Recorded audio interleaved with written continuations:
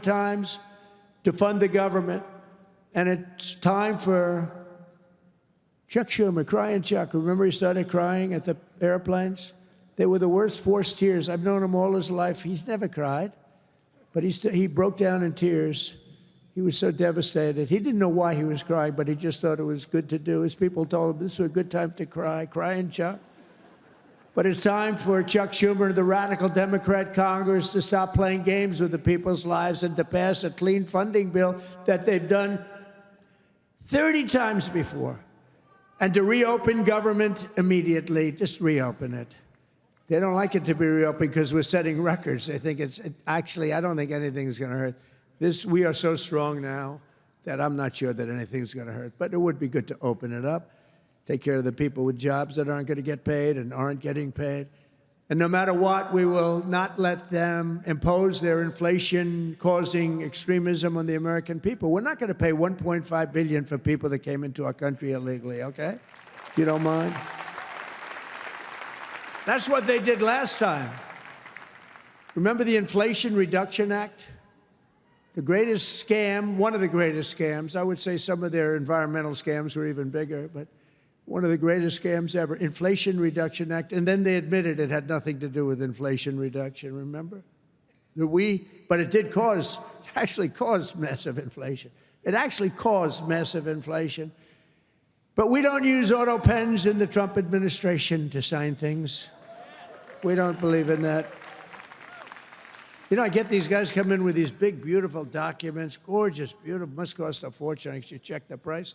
But, you know, a general is being made or something, you know, some big post. And they say, sir, would you sign this, please? It's going to be a 4-star general, or it's going to be a big cabinet position, or it's going to be something with medical or whatever. I take my pen and I sign it.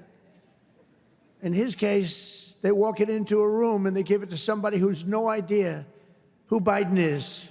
But Biden doesn't have any idea who he is either. And they have a machine sign it, the auto pen. And all of the pardons, he gave thousands of pardons to people. He had no idea about it.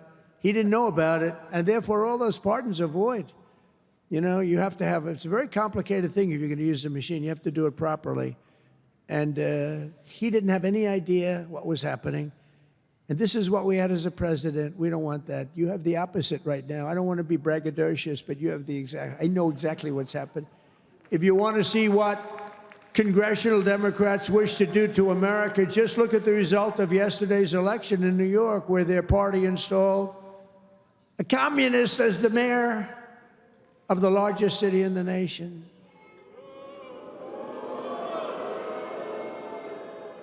Remember, I've said we will never have a socialist elected to any post in our country. I used to say that, and I was right. We skipped socialist and we put in a communist instead. That didn't work out too well. But as I've warned for many years, our opponents are hell-bent on turning America into a communist Cuba or socialist Venezuela, and you see what happened to those places. For generations, Miami has been a haven for those fleeing communist tyranny in South Africa. I mean, if you take a look at what's going on in parts of South Africa, look at South Africa, what's going on. Look at South America, what's going on.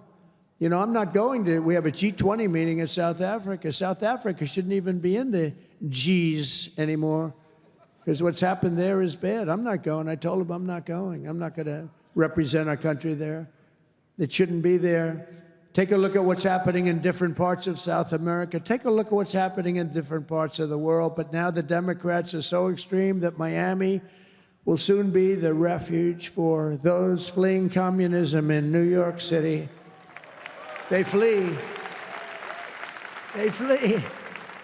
Where do you live? New York City, but I'm trying to leave because I don't want to live in a communist regime.